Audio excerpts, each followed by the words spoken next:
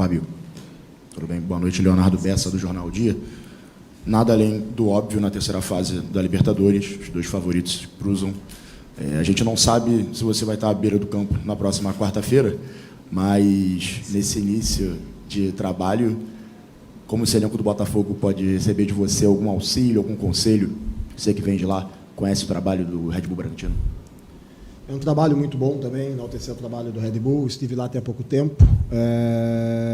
Eu acho que o principal hoje, acho que do momento, a gente viver dia a dia, né? Hoje, que nem você falou, né? A gente não sabe ainda quais são os jogos que a gente vai estar fazendo. Acho que o importante é a gente deixar a equipe preparada para quem venha. Eu acho que esse é um dos objetivos nossos aqui à frente, é deixar tudo organizado da melhor forma possível, para quem possa vir, possa receber isso da melhor forma, né? E enaltecer muito o trabalho dos atletas. Os atletas compraram muito a ideia, trabalharam muito para isso, vinham trabalhando para isso, e isso hoje foi acho que um prêmio, né? Um bônus assim para a torcida também do Botafogo, de quem veio hoje realmente veio para torcer, veio para enaltecer os jogadores. Eu acho que a gente conseguiu, né? Eu acredito muito nisso, trazer uma energia muito positiva, mas essa energia veio muito de fora para dentro também, os jogadores sentiram isso no jogo de hoje.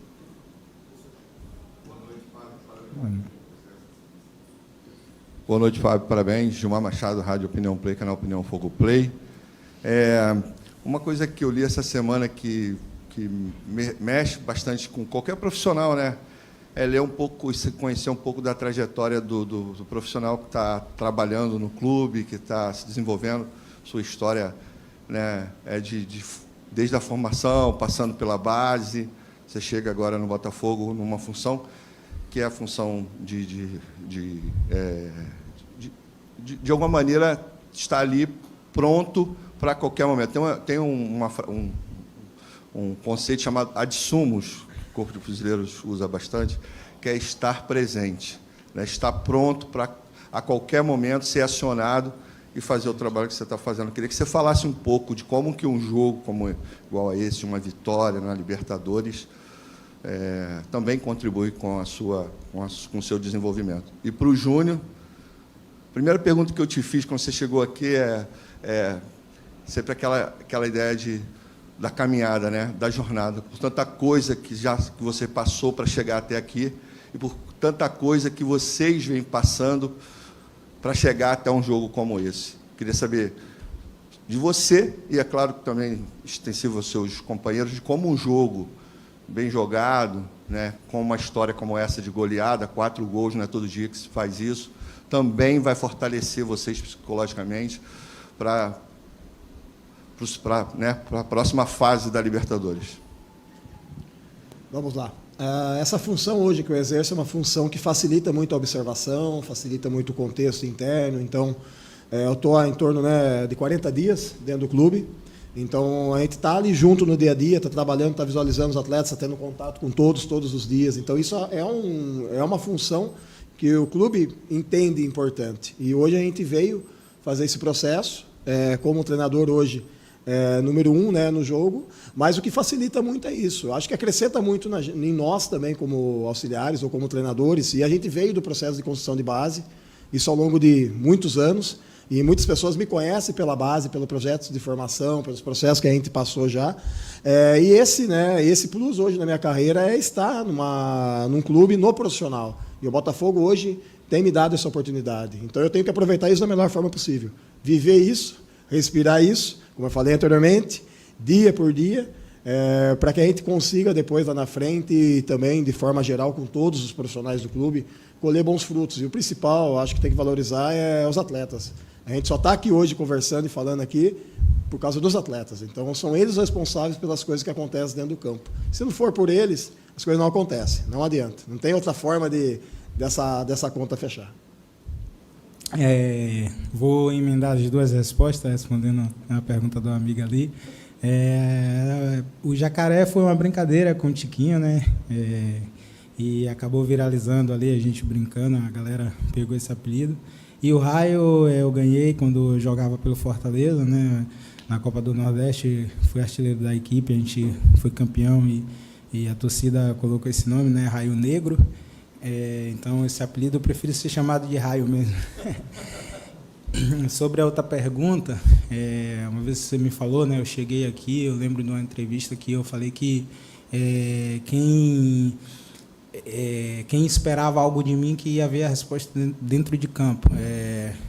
Eu desacreditei de mim por muito tempo, até uma certa idade eu achava que nunca seria jogador profissional. Então, uma vez na Várzea, me falaram assim que eu tinha potencial e eu já estava já praticamente com 23 anos. E naquilo ali eu comecei a acreditar, comecei a trabalhar e eu percebi que a chave do sucesso, cara, é o trabalho e a confiança em si mesmo. Então, eu sou um tipo de pessoa que eu não ligo para o que falam de mim, que eu não vou conseguir, eu não ligo para quem diz que não é possível, que eu não vou fazer. Mano, eu vou errar, vou tentar e vou fazer novamente, porque aos 23 anos eu fui para São Paulo e eu ouvi alguém dizer que estava muito tarde para o futebol. Só que eu acreditei e cheguei até aqui. Então, acredito que quando a gente acredita, quando a gente trabalha, quando a gente dá o nosso melhor, uma hora as coisas vão acontecer. Então, acho que assim na nossa profissão, a gente estuda, as pessoas se esforçam, e durante a trajetória a gente vê muitas pedras no caminho e nunca será fácil, nunca vai ser fácil. Passamos por dificuldade, mas a gente tem que ter fé em Deus e o trabalho vence qualquer dificuldade. Aqui, Natália Curvelo, do Lance para o Fábio, tudo bom? Queria saber qual que é a importância para você de ter comandado a maior vitória do Botafogo em Libertadores e como que foi esse vestiário. E para o Júnior Santos, se ele dedica a vitória a alguém. Como eu falei, como a gente está iniciando a carreira no profissional, acho isso de suma importância, é algo marcante, é algo que a gente vai levar para sempre, né? O jogo de hoje, mas, como a gente fala, né, futebol é dia a dia, amanhã já é um novo dia, então a gente já tem que pensar já em novas situações, pensar em outro momento, mas para mim, em termos de carreira, é gratificante, né? Ter tido essa oportunidade e nós, como grupo, ter conseguido fazer esse jogo hoje, que foi um jogo assim, muito bom. Então, eu sempre agradeço, né, independente das vitórias, derrotas, eu sempre agradeço a Deus, porque se eu estou aqui hoje, tenho a certeza que foi por causa dele, passei por muita coisa, que um dia pretendo contar a minha história de vida, minha trajetória aqui não foi fácil, nunca fui santo, nunca fui um bonzinho, mas assim, Deus ele me moldou, ele me transformou e assim eu sempre agradeço a ele, independente dos meus erros, das minhas falhas, sou um ser humano falho, mas sempre agradecer a Deus por tudo. Oi, Júnior, Fábio, boa noite, João Pedro Fragoso, Jornal Globo. Eu queria fazer uma pergunta para os dois, para o Fábio. Você falou que está no Botafogo há cerca de 40 dias. Eu queria entender como você se sentiu com essa oportunidade de comandar o Botafogo numa Libertadores. Você dividiu os méritos com os jogadores, claro, mas eu queria saber como é que você avalia o seu desempenho pessoalmente assim, nessa tarefa. E para o Júnior, você estava falando um pouco da sua trajetória, né? Você começou a jogar profissionalmente com 23 anos, não teve base. Eu queria saber o que você passa na sua cabeça quando você para e pensa que você marcou 4 gols no jogo de Libertadores, se tornou o maior artilheiro do Botafogo na história da competição. Eu lembro de uma entrevista muito, muito bacana que você deu, que você se emocionou falando do seu pai. Como é que você acha que ele lidaria com esse momento também? O que ele pensaria disso tudo que tem acontecido com você, já que você tem sido o maior destaque, talvez, do Botafogo nessa temporada? Obrigado. Com relação à questão do jogo, né, dessa autoavaliação, né, que basicamente é essa, né, a pergunta dessa questão da autoavaliação, eu acho que é algo que depois, quando você passa o jogo, depois quando você assiste, você monta um plano de jogo. Para o dia de hoje, a gente, né, tem o plano A, plano B, plano C, então tem alguns planos que estavam elaborados. E aí, conforme o jogo vai se desenrolando, você vai vendo qual plano que você vai conseguir ajustar dentro do jogo. Essa autoavaliação, eu acho que é uma autoavaliação assim, que é feita depois do jogo, a gente faz uma autoanálise, a gente conversa com a comissão técnica, a gente conversa com a direção, conversa com todos que estão à volta, para entender os pontos a favor e os pontos contra, que sempre tem coisas para ser corrigidas. Eu acho que esse é um dos pontos principais. E nós, como treinadores, a gente tem que ter esse filtro também, né? Antigamente, quando eu era mais jovem, né, eu tinha aquele hábito de acabar o jogo, querer assistir o jogo para ver, e às vezes eu ia com a imagem muito suja do jogo. É uma coisa já que eu não faço mais, né? Eu não gosto de assistir o jogo logo após. Como auxiliar técnico, que é a função que eu exerço hoje no clube, sim. Como você está de fora, muitas vezes, é muito mais fácil de você enxergar e observar as coisas. Mas quando você está hoje à frente do comando, é sempre bom você estar com a mente limpa, a cabeça aberta, para depois tentar enxergar o que foi feito de bom, o que poderia ter sido melhorado. Eu acho que é esse o objetivo, mas o principal é ter pessoas à volta que consigam dar um feedback para você, e não só falar aquilo que você quer escutar. Eu acho que esse é um dos pontos principais, né? Escutar elogio é bom, mas eu acho que tem que escutar também algumas coisas também que poderiam ter sido feitas da melhor forma possível. E sobre o meu pai, né? Eu me emociono muito ao falar do meu pai, porque meu pai ele acreditou mais em mim do que eu mesmo, né? Meu pai, ele desde a minha infância, né, quando eu comecei a jogar futebol, ele sempre foi um apoiador. Não tínhamos condições, e ele dava de tudo ali para eu estar jogando, e aos 16 anos mais ou menos eu não queria mais saber de futebol, achava que não ia dar em nada, e meu pai ele sempre acreditava em mim, e eu fui uma criança muito rebelde, eu fui um menino muito rebelde, não vi meu pai e quebrei muita cara na vida. E a partir do momento que eu botei minha cabeça no lugar, comecei a ouvir meu pai, eu tive a oportunidade de ir para São Paulo, passei uma certa dificuldade, quis voltar, e eu lembro que meu pai disse que se eu voltasse que ele não ia falar mais comigo, que eu estava em São Paulo, para a gente que é do interior, que ir para São Paulo é um mundo, né? Meu pai nunca tinha ido em São Paulo, nunca tinha saído da Bahia, então meu pai, ele foi um guerreiro, ele acreditou em mim, e se eu estou aqui, eu tenho certeza que ele tem uma grande contribuição para estar aqui hoje. Fábio Júnior, boa noite, parabéns pelo resultado. Fábio, é comum a gente ver no futebol brasileiro times abrirem uma vantagem no primeiro tempo e tirarem o pé, porque o resultado já está garantido, e isso até passou pela minha cabeça ali depois do 3-0 no primeiro tempo. De repente, o Botafogo vai fazer umas substituições, poupar alguns jogadores, tirar o pé. E não, você voltou com o time, com aquela formação que estava bem em campo. Em vários momentos, fazendo 4, fazendo 5, a gente viu você orientando o time a fazer uma marcação-pressão dentro do campo do adversário.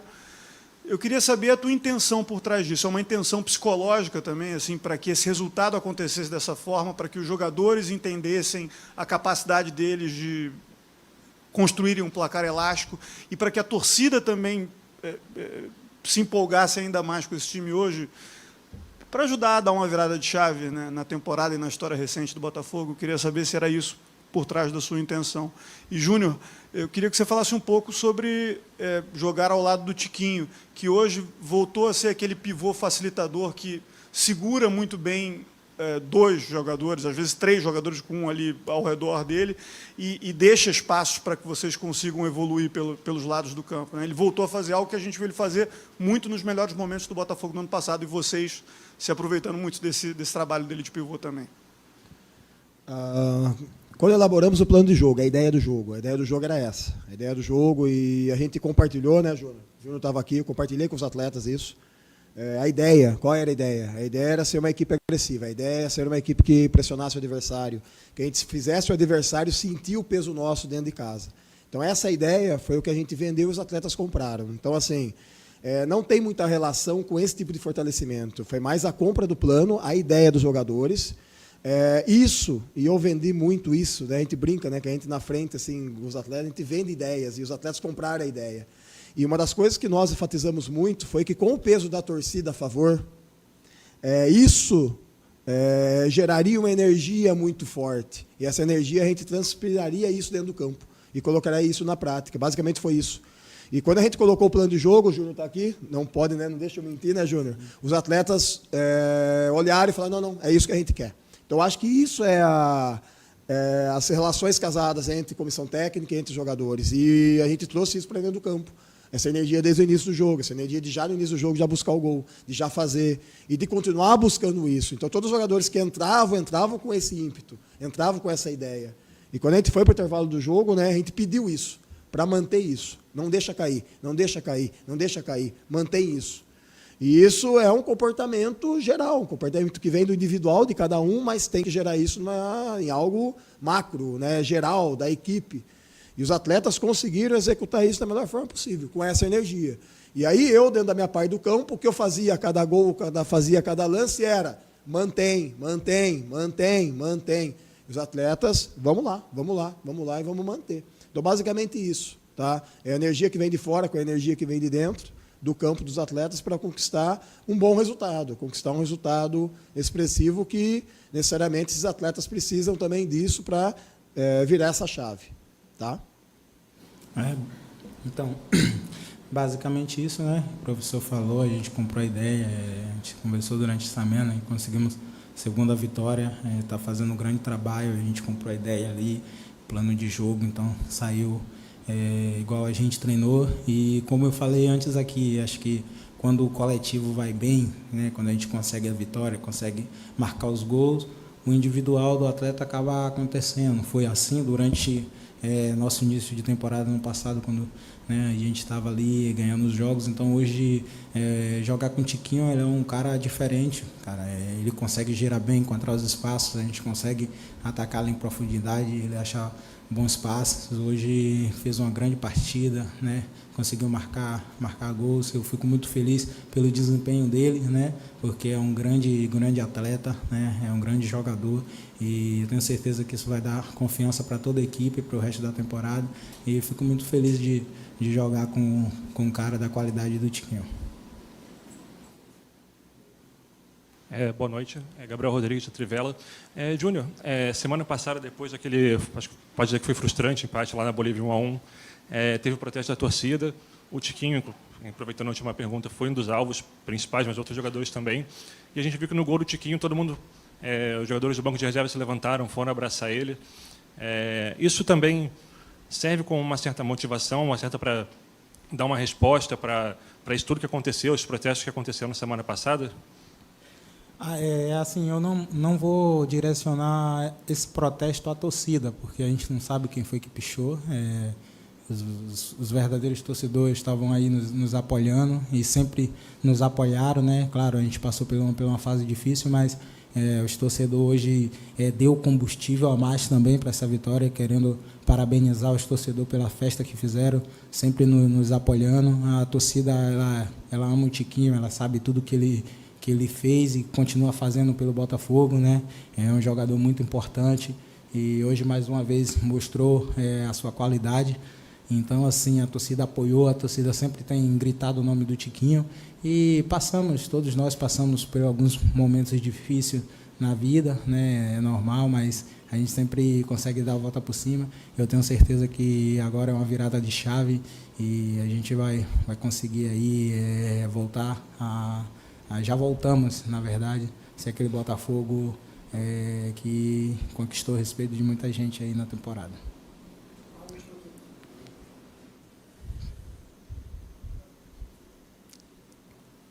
Fábio, boa noite. Parabéns pela vitória. Você falou na última resposta sobre virar a chave. Eu sei que só tem uma semana que você assumiu como treinador, mas você mesmo falou que já está há 40 dias aqui. E parte psicológica é algo muito citado aqui, é citado em muitas entrevistas. Só tem uma semana que você é treinador, mas sobre isso de virar a chave, qual é a diferença que você já viu dos jogadores desde que você assumiu como treinador e o que você acha que falta ou está perto para virar a chave de vez em relação a tudo que aconteceu no passado? Toda vez que se fala a respeito desse assunto, é um ponto delicado. Eu, pelo menos, dentro do dia a dia, ali dentro da comissão técnica, desde o início do ano, quando a gente iniciou o trabalho, pouca gente falou a respeito, pouca gente colocou isso. Então, assim, tem muita gente remanescente do ano passado? Tem, mas tem muita gente nova também. Então, acho que se a gente colocar sempre isso à frente, sempre isso à frente como justificativa, isso a gente tem conversado bastante, acho que esse período já passou, acho que esse tempo já passou. E a partir não de agora, desde quando começou, dia 7 de janeiro de 2024, iniciou-se uma nova temporada. Então, desde aquele dia até agora, eu acho que a gente tem que colocar um ponto final em relação a isso. De falar do passado, falar do que aconteceu lá atrás. Já foi, já são 2, 3 meses atrás, já foi. Então, como eu falei anteriormente, se você pegar hoje o plantel nosso, tem muitos jogadores novos dentro desse plantel, tem jogadores remanescentes do ano passado, faz parte, ganhar ou perder é uma coisa que muitas vezes a gente não controla dentro do resultado do jogo, a gente sabe disso, e sabe da dificuldade de controlar isso muitas vezes dentro do jogo. Até um ponto hoje, né, e sendo a última pergunta, A questão do Marlon, a gente teve hoje, o Marlon não pôde estar disponível dentro do jogo, então a gente tem que colocar aqui um ponto e abrir uma aspas também em relação a essa vitória também. Tá? Ele que perdeu um ente querido. E gostaria muito de estar aqui conosco, né, comemorando essa vitória. Então, acho que esse ponto a gente acaba muitas vezes esquecendo, né, de algumas coisas da relação humana mesmo, de falar, colocando sempre a justificativa em algo que já passou. Então, tenho certeza, já foi, já passou, ponto final, e vida que segue. Vamos para o próximo jogo, próximo dia de trabalho, e assim que a vida nos dá isso, dá essa oportunidade de todo dia recomeçar. Então, a gente já recomeçou em janeiro, cara, não é agora, não começou hoje. Não começou semana passada. Desde o dia 7 de janeiro a gente começou uma nova temporada. E acho que isso é uma coisa que tem que ficar bem clara na cabeça nossa, na cabeça de vocês também, jornalista, dos atletas, isso já está muito claro. Está muito claro isso internamente também, né? E partimos aí para o próximo jogo. Acho que esse é o foco principal nosso hoje como objetivo. Fechou? Obrigado, pessoal. Qual?